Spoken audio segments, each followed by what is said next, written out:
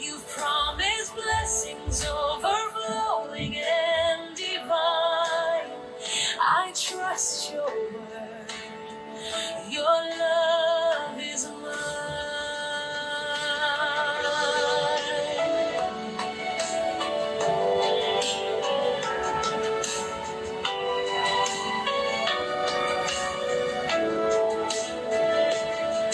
You said to bring the tide, oh Lord, into your storehouse here, to test your faithfulness and love that casts away all fear.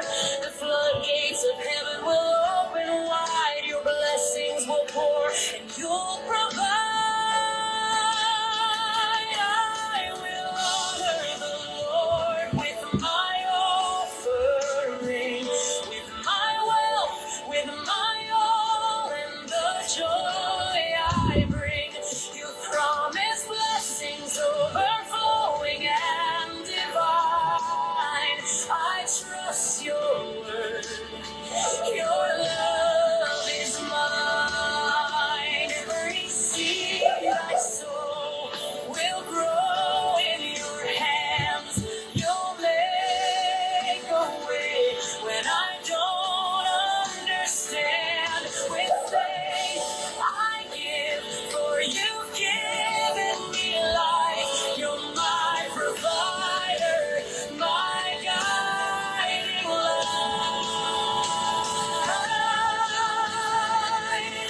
I will honor the Lord with my offering, with my Ayan, so magandang gabi po mga kapatid. Tayo po ay magpapatuloy na ulit sa ating pag-aaral sa Isaiah 65. Bago po lahat, tayo po muna isang masamang manalangin. Panginoon at dakila sa lahat, maraming salamat po sa buong araw na ito, Panginoon, sa biyaya mo ng panibagong buhay, kalakasan, pag-iingat, at panibagong karunungan na naman, Panginoon, na madadagdag sa amin. Naway itong pag-aaral na ito, Panginoon, na ikaw ang maitaas, ikaw ang mapurihan, ikaw ang patuloy naming maparangalan, Panginoon. Naway ang mga kapatid na sa online, sabay-sabay kaming matuto sa gawain ito, Panginoon, na patuloy mong pinagkakaloob sa amin. Maraming salamat po, Panginoon, sa ilang ang papulit parangal. In Jesus' name, Amen. Yan, kagabi nga po, no? Magandang gabi, Pastor Landing. At sa lahat po nandyan, Pastor Dom, Princess, sa lahat po, no? I-assume ko na nandyan si Pastor Dom. Minsan kasi talagang di ko nakikita yung nagpa-pop up yung pangalan ni, ng mga kapatid natin. Especially yung mga hindi ko friend. So, yun po. Sa Facebook lang naman. Yan, so, tayo nga po ay kagabi natapos sa Isaiah 65 verses 8 and 9, no? Na tumutukoy nga po dun sa pagpapalain o ititirang mga labi, no? Yung mga remnants na inilarawan nga po, no? O inilin tulad sa isang ubasan na yung kumpol ng ubas ay ititira ng Panginoon, no? At hindi niya lahat lilipulin ang kanyang bayan. So dito nga po ay ililigtas niya ang mga labi at gamit ang pagkakatulad ng gamit ito sa ubas, no? Yung pagkakatulad ng isang kumpol na ito yung mabubuti o yung mga naging tapat sa Panginoon. So nandito po yung pangako ng Panginoon na iingatan ang kanyang mga lingkod at pahihintulutan sila magmana ng kanyang bundok na yun nga po, no, ito ay maglalabas ng mga inapo mula kay Jacob at Judah. So nakita natin doon na ginamit, no, yung analogy ng ubas na yun nga po, no, alala natin ang sa Bagong Tipan ang Panginoon Jesus ay siya yung vine tree, no? Siya yung vine at siya yung nakakonekta sa kanya ay mananatili, no? Mananatili sa kanya o yung abide in him ay magpapatuloy na mamumunga at lalago. At ito nga po, no, yung mga remnants ito yung natira na naging tapat sa Panginoon, at sa dulong panahon ito yung sila ang magsisimula, no, ng panibagong ano, no, na yun nga, yung papupurihan siya at pararangalan siya ng mga ito. Yan. So, marami tayong nabanggit at nandun nga po yung habang nandun yung paghukom, no? Nandun naman po yung pagpapala at yung pag-asa na hatid ng Diyos. At yun nga po, ito ay tumutukoy sa Panginoong Hesus na siya yung naging siya yung naging katuparan, o siya yung naging kabayaran, no, para doon sa pagtubos sa kanyang ano, no, si Jesus at ang ina po ni na Jacob at Judah, na siyang nagtitiyak ng mana ng bayan ng Diyos. So siya nga po yung naging way upang tayo ay maging parte, o yung mga remnants ay maging parte bilang mga tagapagmana rin, no, sa kaharian ng Diyos. Yan, so ating pagpapatuloy na tayo ay nasa verse 10 and 12, no? So tatlong talata po. As soon as possible, i-maximize natin yung oras. At yun, tatalakayin natin yung pinaka-importanting mga bahagi, no? Ang title nga po ng ating devotion ngayong gabi ay yung will be blessed, no? The faithful shall be blessed. Yan, sino ba yung mga naging faithful o yung mga naging loyal sa Panginoon? Siyempre, ito nga po yung mga remnants. At sila sabi sa verse 10, ako ay sasambahin ng aking mga lingkod at kanilang pangungunahan ang kanilang mga tupa at baka sa pastulan, sa kapatagan ng Sharon, sa kanluran at sa libis ng kaguluhan sa gawing silangan. So, natalakay natin to, no, napahapyawan natin to ng introduction, yung kaguluhan, yung libis ng kaguluhan, o sa English ay yung acre, yan, lambak ng acre, yan. So dito makikita natin na tumutukoy ito sa mga natira o labi na sa kanya ay sasamba at magpupuri. Ito ay isang pangako ng panunumbalik at kapayapaan para sa mga tapat na naging tapat sa Panginoon. At ito nga po yung natalakay natin kagabi sa pagpapatuloy ay mas nagbibigay diin, no, doon sa pangako ng Panginoon para sa mga remnants. At nabanggit nga po yung dalawang lugar, yung Sharon, isang matabang kapatagan, at ang lambak ng Acre, isang lugar na dating nahugnay sa kaguluhan. No, yung lugar na yun is talagang sobrang devastated, or talagang sobrang magulo. Pero dito mako-convert siya into pinagpalang lugar. Yan. So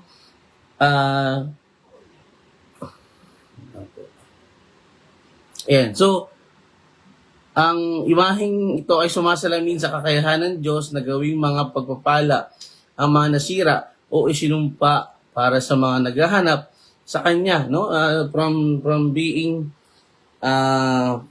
devastated or sira or magulo, ay babalik ang sitwasyon. Ito ay mapapakinabangan, ito ay magagamit para siyempre sa pagpupuri sa Panginoon. At makikita rin natin na yung Sharon ay sobrang south of, makikita to sa coastal plain ng south of Mount Carmel. At yung lambak ng Acre o Valley of Acre ay represent ng trouble, pero ngayon igagawing peaceful, no? Peaceful place, or magiging kapakinabang sa mga naghahanap sa Panginoon. So dito ay isang pagbanggit sa aking bayan na naghahanap sa akin ay nagbibigay diin sa relasyon o relational nakatangian ng pangakong ito. So again, dahil sa mga taging tapat na to, no, ito yung tumutukoy ito sa mas malalim na relasyon ng tao, ng mga remnants at ng Panginoon. At dito ay ang word na aking bayan ay mas lalo nagbibigay tatak, no, na ito ay may malalim na relasyon sa Panginoon. Ang hindi ito para sa lahat, kundi para sa mga bumabaling sa Diyos or yung mas nanampalataya, mas nagtiwala at namuhay sa pagsunod sa Diyos. Yan, kaya yung kabaliktaran nito, no, yung mga sumuway, tumalikod, ay mas matindi po, no, yung magiging kahihinatnan na naghihintay sa kanila. Yan, sa talatang 10 ay naghahatid ang propeta Isaiah ng mensahe ng pag-asa at pagpapanumbalik sa mga tao ng Israel. So ito nga po yun, no, yung mga labi na manunumbalik, na babalik para papurihan ng Panginoon na ito ay maglalaan ang Diyos na sila ay protektahan at ingatan, no, para sa darating na panahon ay sila yung tinutukoy dito na sasambahin ang Diyos, no? Sila yung panibago kasi nga yung mga naunang henerasyon ay sila yung mga nagkasala, no? Sila yung mga namuhay sa kasamaan, sa kasalanan. Ang imaheng ginamit sa talatang ito ay mayaman sa simbolismo. Ito ay may kaulugan ng pagbanggit ng Sharon ay isang relihiyon na kilalang matabang lupain. At ang lambak ng Acre nga po, no, na ngayon ay gagamitin sa kapaki-pakinabang na lugar, no, peaceful place para sa mga tao ng Diyos. Ang pangunahing tema ng talatang ito ay ang katapatan at pagkalinga ng Diyos, mga naging tapat sa Kanya, no? Mas makita natin yung walang hanggang katapatan ng Diyos ay nandoon para sa mga naging tapat din sa Kanya. At ito po yung tinutukoy dito na Kanyang pangako na iingatan at poprotektahan ang mga taong ito dahil ito lang nga ang gagawing sa itatayong muli na nakaharian ng Diyos, no? Yan, so sila yung tinutukoy dito na magpupuri. Again, bukod pa rito, ang konsepto ng paghahanap sa Diyos ay hinabi sa buong talatang ito na binibigyan diin ang kahalagahan ng pagtataguyod ng isang relasyon sa Kanya. Ang pariralang para sa aking bayan ay humahanap sa akin ay nagmumungkahi na ang probisyon at proteksyon ng Diyos ay nakalaan para sa mga aktibong naghahanap sa Kanya at nagtitiwala. Sino tong mga to? So ito nga, no, sa talatang ito, tumutukoy ito sa mga labi, no, na naging tapat sa Kanya. Sa panahon natin, ay yung patuloy na nananampalataya at nagtitiwala sa Kanya. So, again, ito yung laging paalaala natin, no, sa ating pag-aaral na lagi nating suriin, lagi nating alamin ang ating nagiging pamumuhay araw-araw, no? At tayo ba yung magtitiwala pa rin ba sa Diyos o mas nagtitiwala tayo sa ating sarili? So, ito ay paalaala ng tayo ba ay may likas na ugnayan tulad ng mga labi na ito na patuloy na iningatan ng Diyos. Sa mas malawak na kahulugan, ito ay maaring ituring na isang paglalarawan ng sukdulang pagtubos. Pagtubos at pagpapanumbalik ng lahat ng tao na isasama ng Panginoon sa kanyang pagdating, sa kanyang bagong kaharian.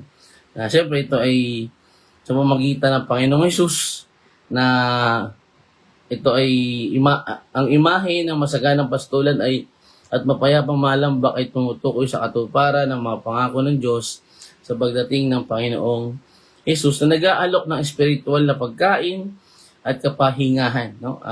Mateo 11:28 na ang Panginoong Hesus mismo nag-aalok sa atin, no, na lumapit sa Kanya ang mga nabibigatan, ang mga nahihirapan at siya mismo ang magbibigay ng kapahingahan. Yan, so makikita natin sa buong talatang ito ang kapangyarihan ng Panginoon, ang kapangyarihan ng Diyos na ipanumbalik ang mga nalabi, no? Nandun din ang kanyang pagpapala para sa mga naging tapat at sa mga patuloy na nagiging tapat at loyal at faithful sa Panginoon. Siyempre, ito yung lagi nating sinasabi sa ating sa ating devotion na yung pagsunod, no? Yung pamumuhay na may pagtitiwala sa Panginoon at yung nga no, yung nilalagay natin yung ating pag-asa sa kanya. Yan. So, again, ang Sharon, ang lambak ng Acre ay mga lugar na kung saan nagamitan ng Diyos para sa kanyang mga labi, no? Para sa kanyang kaluwalhatian. At dito sa ating panahon, sa ating mga mananampalataya, tayo ay pinapaalalahanan para ating pagnilayan, no? Ang mga pangako ng Panginoon na ang Diyos mismo ay taimtim tumutupad sa kanyang pangako at ito'y kanyang tutuparin sa pamamagitan para sa mga taong taimtim na naghahanap sa kanya, taimtim na nagtitiwala at patuloy na umaasa sa kanya.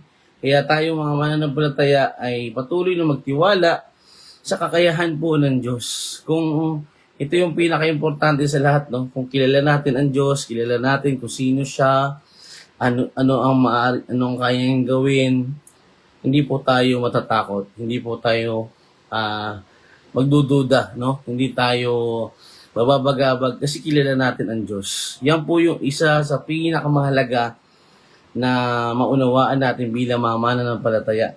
Again, tinatawagan tayo sa talatang ito na manampalataya, mga mananampalataya na magpagnilayan ang ating relasyon sa Panginoon.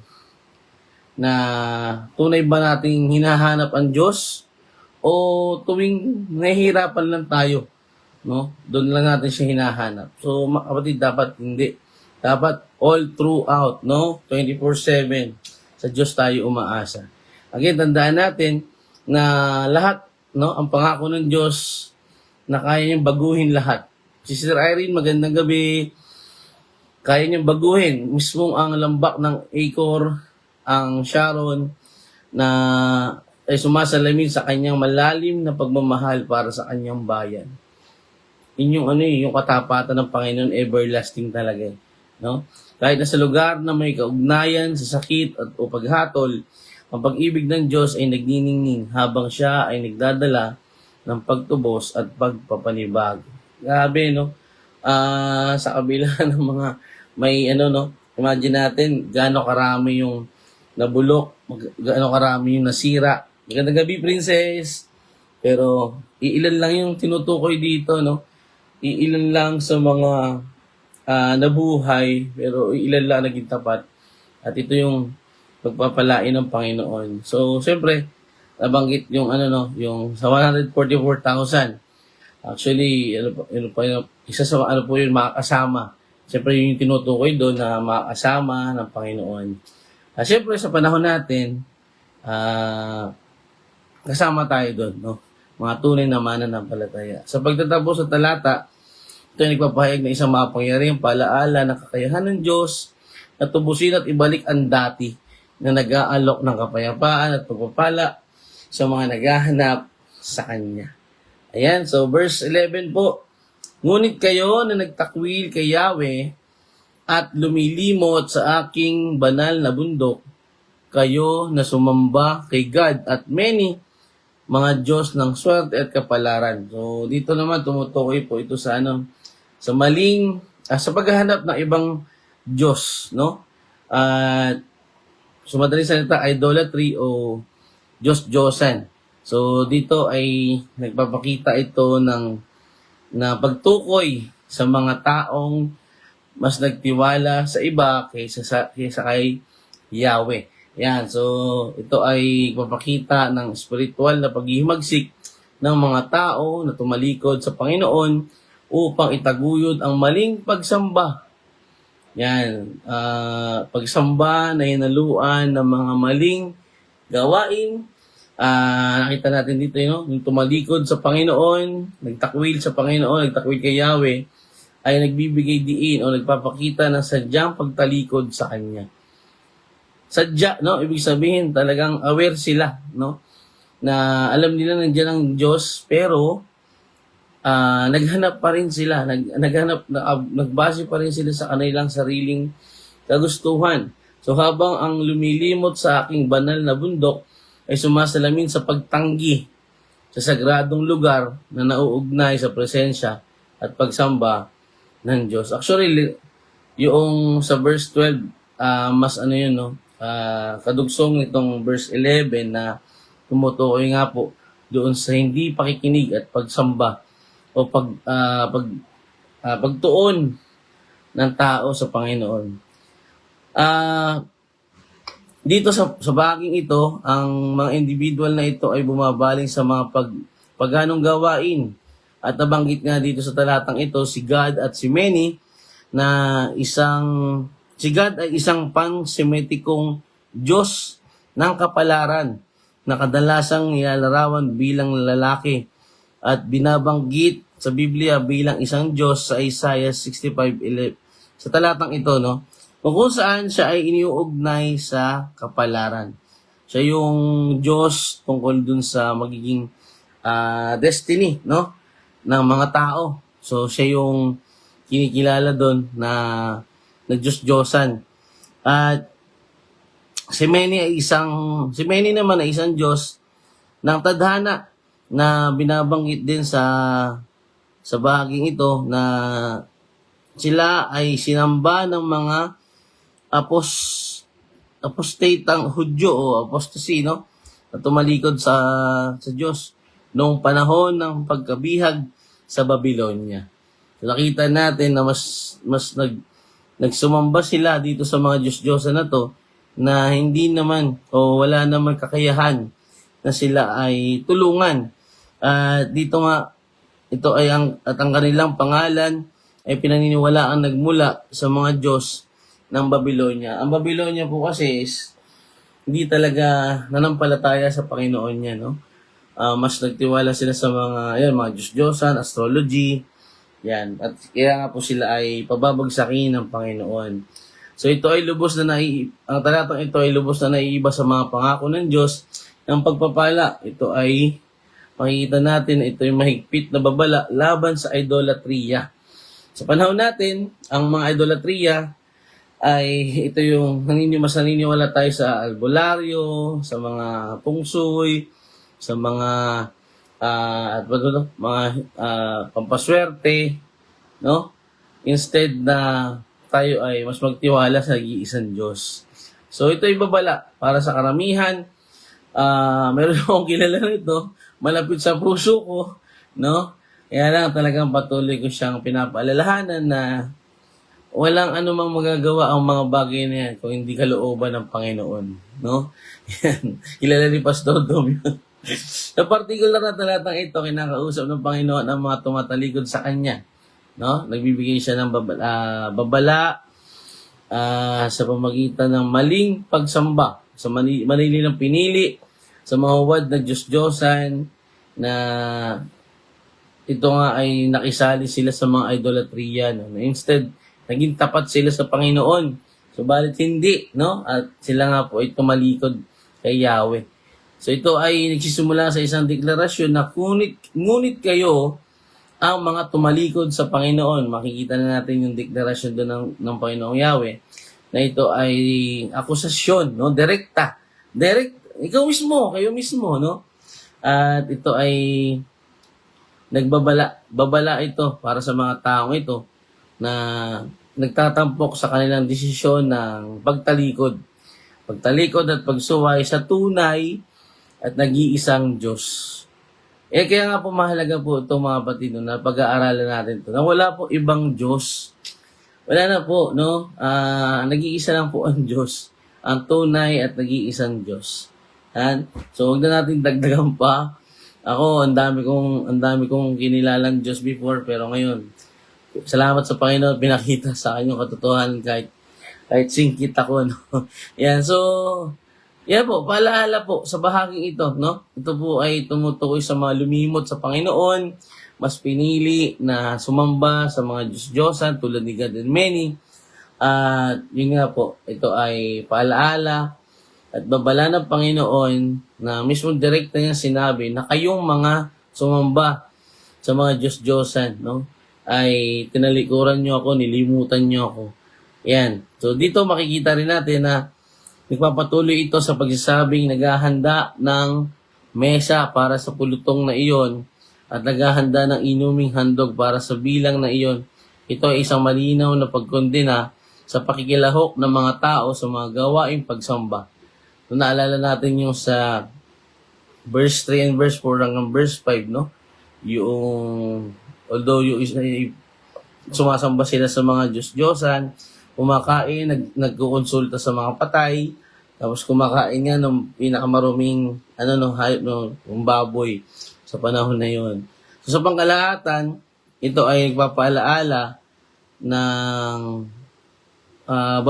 paalaala ng makapangyarihang pagtuligsa sa makasalanan at mapaghimagsik pag-uugali ng mga tao. Kaya mga kapatid, sa panahon natin, no, marami po talaga ang magdideceive sa atin, ang manlilin lang sa atin, na mas umasa tayo doon sa mga bagay na yon at tayo mismo inaalis doon sa focus, no, na tayo ay magtiwala sa Panginoon. So, ang talatang ito ay isang makapangyarihan at madamdaming paalaala ng mga bunga ng pagtalikod sa Diyos. Again, marami na tayo natalakay na common problem ng mga taong ito is yung idolatry, na ito ay nagsisilbing isang pagsuway sa Panginoon. At again, babala sa lahat ng mananampalataya na manatiling matatag, loyal. Yan. Kasi sabi nga, no, ito po ay tinatawag na spiritual adultery. Usaping spiritual, tayo ay nakikiapid o nangangalunya kung tayo ay sumasamba sa ibang Diyos. So, huwag na natin i-justify na tayo ay nakatutok pa rin sa Panginoon pero may iba tayong tinatawag. So, wag po natin i-justify yun kasi idolatry pa rin po yun, no? So, ito ay nag-aalok ng pag-asa, ng panunumbalik at pagtubos para sa mga nagsisisi. Para sa mga nagsisisi, no? Kaya paalala po, sa mga patuloy pa rin na sumasamba sa mga Diyos-Diyosan, tayo ay magising sa katotohanan na walang maitutulong yung mga yan, no? Tanging ang Diyos lamang nag-iisa at tunay. Yan. So, again, sa ating mga kapatid, tayo ay matutong layuan ang mga tuksong ito, mas magtiwala sa Panginoon at hindi man sa anumang bagay, no? Bagamat maaaring hindi sumamba sa mga literal na Diyos, ang mga modernong mananampalataya ay maaari ito silang mahulog sa mga idolatriya sa pamamagitan ng mga kayamanan, achievement, fame, no? Relasyon, personal. Yan. So, ano man ang hangarin na nakakalayo o lumilihis sa kalooban ng Diyos. So, hinahamon tayo na tayo ay mamuhay ng may pagsusuri sa ating mga sarili. Tanungin natin ang ating sarili. Teka, sino ba yung aking sinasamba? No? Naalala ko tuloy kanta ni kanino bang kanta yun? Kay Ray Valera, no? Yung sinasamba kita yung asawa, no? Actually, mali po yun. Mali po yun. That's idolatry. Yan. So, tandaan, ang Panginoon ay nakikita niya ang ating mga ginagawa. Kitang-kita rin dito sa talatang ito ang kanyang babala na umiwas sa mga ganitong gawain. Binibigyan niya tayo o ang kanyang mga tao na pagkakataong magsisi at bumalik sa Kanya. Tandaan na tinupad ng Panginoong Hesus ang tipan sa pagitan ng tao at ng Diyos. At ito ay nagbibigay ng paraan para ang mga tao ay makipagkasundo sa Diyos. No? Siya yung naging daan upang tayo muling makalapit sa Panginoon. Siya yung tumubos sa atin, siya yung naglinis sa atin. At wala na po tayong dapat sambahin pa, kundi ang nag-iisang Diyos lamang, no? Yan. So, ang talatang ito ay isang seryosong paalaala ng mga panganib ng idolatriya, ngunit isa ring paanyaya ng panunumbalik sa Panginoon. Yan. So, verse 12, itatakda ko kayong sa espada mamatay. Ang mga leeg ninyo'y tatagpasin ng palakol, sapagkat tinawag ko kayo ngayon, ngunit hindi kayo sumagot. Kinausap ko kayo, ngunit hindi kayo nakinig. Ang ginawa ninyo'y pawang kasamaan sa aking paningin. Pinili ninyo ang hindi nakalulugod sa akin. So, ito nga po yun, no? At sila ay tumalikod, sila ay sumuway. At ano yung naghihintay? Sa espada, no? Sa espada mamamatay, or sabihin natin sa talim, or siyempre yung pinaka-worst is kamatayan, no? Yan. So, ito ay isang taimtim na babala ng paghukom ng Panginoon para sa mga taong patuloy na tumatanggi, no? Sino ba yung mga tumatanggi? Sino ba yung mga hindi nakikinig? Sino ba yung hindi lumilingon sa Panginoon? Siyempre, ito yung patuloy na gumagawa ng kasalanan, patuloy na namumuhay sa kasamaan, at hindi parang nagbabaliwala, no? Walang bahala yung kapahamakan na naghihintay dahil sa kanilang ginagawa. So ito ay itinatampok nito ang mga bunga ng pagbabaliwala sa tawag ng Diyos at sadyang pagpili ng mga kilos na labag sa kanyang kalooban. So, madaling salita, kasalanan, no? Kasalanan. So, kumbaga yung kasalanan ay ito yung may target ka, no? Ano yung target? Yun yung kautusan ng Diyos. Kaya lang, lagi mo nami-miss or hindi mo na-hit. So, kasalanan po ang tawag doon, no? So, ito ay ang parilalang itatakda ko kayong sa espada mamatay ay nagpapahiwatig na darating na paghuhukom at pagkawasak. So, yun po yung pinaka doon, no? Na dahil sa kanilang pagtanggi, kanilang paghihimagsik, ito yung kanilang dadanasin or mararanasan. Ito rin ay isang malalim at madamdaming pagninilay sa mga bunga ng pagtalikod sa Diyos. So halos karamihan ng makikita natin dito sa talatang ito, yung mga hindi tumugon sa tawag ng Diyos, no? Hindi nakinig, hindi pinansin ang boses ng Panginoon, no? Lalo-lalo na sa mga nagbabahagi ng ebanghelyo, no? Yung mga Kristiyano na nagbabahagi, paus-paus na binabaliwala pa rin, no? Yung pagtawag ng panunumbalik ng pag-asa. At dito nakita natin, ito ay nakakalungkot na sitwasyon para sa mga taong tumalikod at patuloy na tumatanggi sa Panginoon. Ang talata ay nagsisimula sa salitang sa makatuwid o therefore na nagpapahiwatig na ang sumusunod ay bunga ng mga nakaraang aksyon or resulta or kahihinatnan ng kanilang mga ginawang pagtalikod. Ito yung resulta ng kailan sila ay nagpabaya, tumanggi, at nagwalang bahala sa tawag ng Diyos.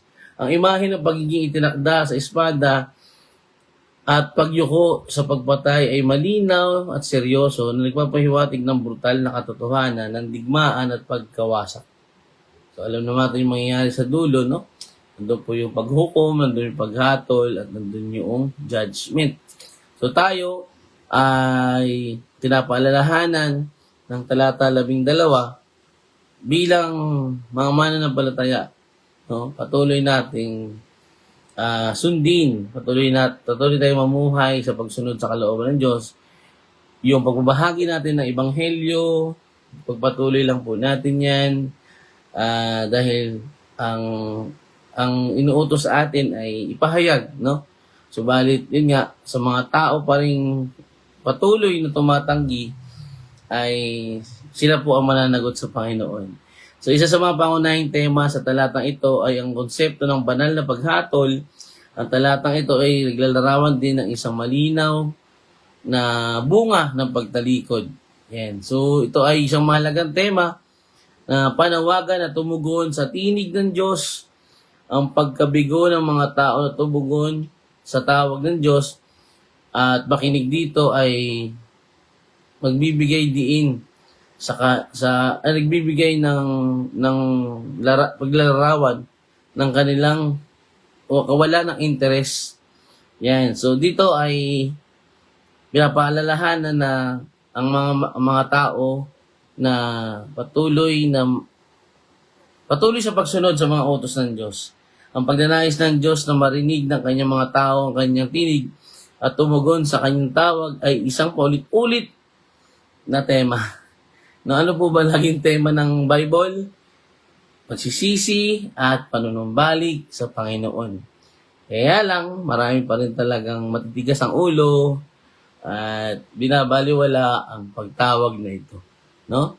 So, again, ang espada ay simbolismo, no? Ng simbolikong paraan ng pagpatay at ito'y kumakatawan sa pagkawasak dahil nga sa kanilang naging bunga ng pagsuway at pag-imagsig.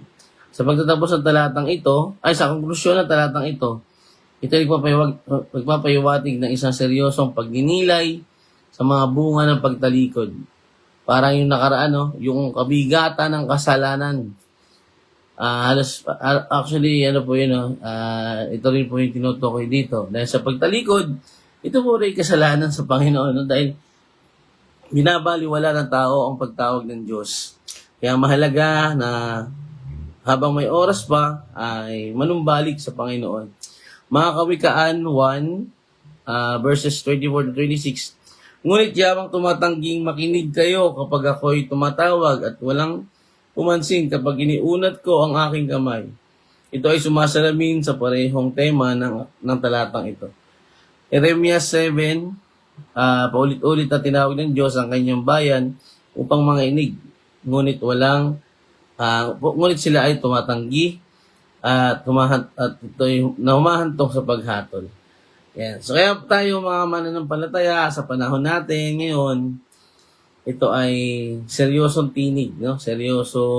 Seryosohin ang salita ng Diyos. Ngayon tinatawag tayo ng Diyos, tinatawag ang kanyang bayan sa pamamagitan ng kanyang salita. Ang banal na espiritu at ang mga turo ng Panginoong Hesus.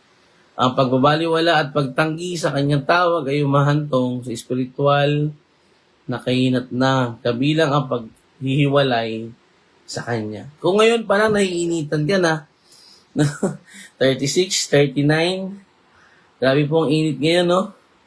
Pero ito po, mas mainit po yung yung dulo nito.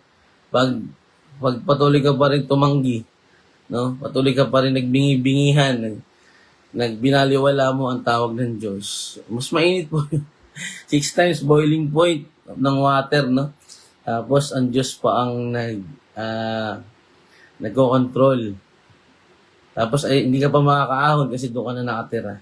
And so, again, tandaan natin, ang Panginoon ay patuloy na nag-aalok ng panunumbalik, ng pag-asa, at ng pagpapala. Kaya tayo ay patuloy na pinapalalahanan ang kanyang mga tao ay mas binibigyan palalo ng pagkakataon na sa kanya ay lumapit at manumbalik. Isang mapagmahal na Diyos na hindi pinipilit ang kanyang kalooban sa sino man, ngunit iginagalang ang malayang pagpapasya ng tao. Ang talatang ito ay nakaugnay rin sa Panginoon Hesus na sumasagisag sa sukdulang tawag ng Diyos sa sangkatauhan na parito sa Hesus upang hanapin, iligtas ang mga nawawala. Ito po ay nananawagan siya ng pagsisisi at taga-alok ng kapatawaran. John 1 verse 10 to 11. At sa Lucas 19 verse 10. Again, binanggit ni Jesus ang mga bunga na pagtanggi sa paanyaya ng Diyos gaya na makikita sa kanyang mga talinhaga. Sa Mateo 25 verses 1 to 13. Basahin niyo na lang po, no? Sa pamamagitan ni Jesus, ang mga mananampalataya ay pinapaalalahanan kapwa ng pasensya ng Diyos. Pinapaalalahanan kapwa ng pasensya ng Diyos at kahalagahan ng pagtugon sa kanyang mga tawag. Again, sa pagtatapos ng ating pag-aaral, ang talatang ito ay babala at paanyaya. Babala sa mga patuloy na tumatalikod sa Panginoon, at paanyaya para sa mga naghahanap sa Kanya. No? Nananawagan ito na sa mga mananampalataya na seryosohin ang salita at tinig ang boses ng Panginoon. Talikuran ng kasalanan at tumugon sa Kanya na may pananampalataya at pagsunod. Sa pamamagitan ng Panginoong Hesus, ang sukdulang tawag ng Diyos ay nililinaw na nag-aalok ng pag-asa at pagpanumbalik. Kaya mga kapatid, no, sa 3 talata na pagpapanumbalik, idolatria at itong pagtanggi sa Kanya. Makikita natin sino lang yung Kanyang pinapaalalahanan, sino ang Kanyang isasama, yung mga naging tapat at magiging tapat pa sa Kanya. And the faithful shall be blessed. No? So, tayo po ay patuloy na maging tapat sa Panginoon, mamumuhay sa pagsunod sa Kanya, at lakaran ang katwiran at ang kaliwanagan. So, yun lang po mga kapatid. Tandaan, ang mga tapat, ang mga nananatili sa Panginoon ay ang Kanyang makakasama at siyempre, tagapagmana rin ng Kanyang kaharian. So, yun po mga kapatid, tayo po ay sama-samang manalangin. Panginoon, salamat po. Ikaw ang tunay na Diyos, nag-iisang Diyos, na gumawa ng langit at lupa. Ikaw ang Diyos na kailanman ay mananatili, everlasting. Salamat po, Panginoon, sa pag-aaral na to, sa paggabay sa amin sa gabing ito na ikaw ang aming mapupurihan, ikaw ang aming naitaas at naparangalan, Panginoon. Naway gabayin niyo po kami sa aming pagpapahinga ngayong gabi at bukas po ulit, trabaho po ulit, Panginoon. Ikaw po ang patuloy na gumabay, ang biyaya ng iyong buhay. At patuloy na gabay, Panginoon, sa mga kapatid ko na nasa online. Maraming salamat sa buhay nila. Salamat po, Panginoon. Sa iyo lang po ang lahat ng pupulit parangal. Ikaw lang po ang nag-iisang Diyos. Ikaw lang po ang aming paglilingkuran, Panginoon, at pagkakatiwalaan. Salamat po. In Jesus' name. Amen. Maraming salamat, Princess, Pastor Dom, Pastor Nanding, Sister Irene, at sa lahat po na nag-join. No? Maraming salamat po. Kina Ate Alma, kina Carla, sa lahat po ng kapatid ng Touching Lives Church. Tayo po magkita-kita muli bukas, alas 8 ng gabi. Maraming salamat po. Solideo Gloria, Shalom, good night po, bye-bye. God bless.